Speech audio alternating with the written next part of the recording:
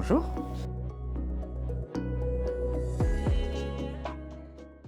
Je m'appelle Lucas Coquier, j'ai 28 ans. Je suis originaire de Strasbourg, mais j'ai grandi à Saverne et je suis revenu vivre sur Strasbourg au moment de mes études. Je suis arrivé à l'école européenne d'une manière un peu rigolote. C'est ma belle-sœur qui est prof de biologie sur Belfort qui voulait postuler dans une école européenne, si ma mémoire ne trompe pas, c'était à La Haye.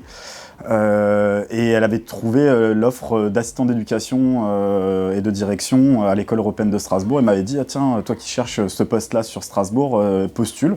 J'ai postulé, ça a été la seule école sur les 20 qui m'a répondu et qui m'a proposé un entretien. Et puis j'ai rencontré Monsieur Caburet et Monsieur Rautenauer à l'époque pour passer mon entretien et ça s'est très bien passé. Et je suis rentré pendant 5 ans après en tant qu'assistant d'éducation et de direction. Et puis maintenant je suis agent de développement sportif à l'école européenne toujours.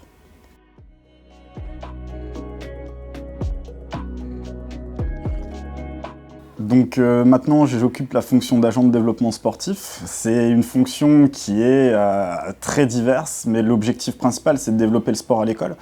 On me connaît vraiment sous Monsieur Olympique, l'organisateur de la SOP, plutôt développement des projets sportifs qui sont souvent menés par les profs de PS.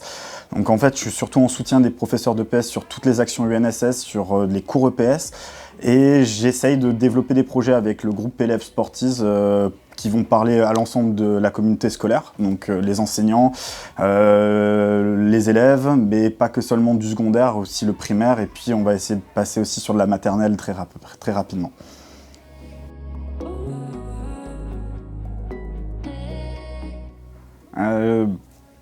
Ouais, il y en a eu quand même beaucoup, hein, des belles réussites.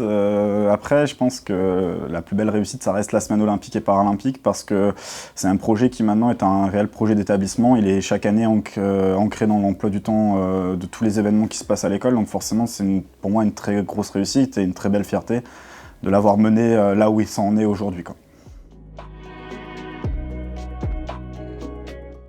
La meilleure anecdote avec des élèves, il y en a eu quand même beaucoup. J'ai passé beaucoup de temps avec les élèves depuis mon arrivée à l'école. Par contre, je pense que la meilleure et la plus drôle en après-coup, elle est arrivée récemment. On faisait une soirée fête de Noël avec les Sportiz dans l'établissement.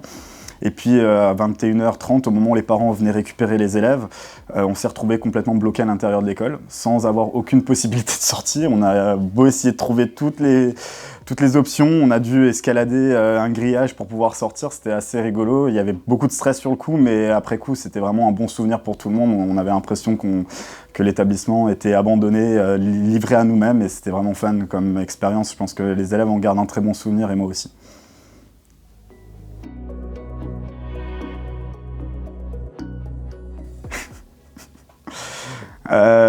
Je pense qu'à mon grand regret, ils vont tous se souvenir de moi parce que j'étais la personne qui criait « Ne cours pas dans les couloirs » et ça, je pense que ça me restera à vie.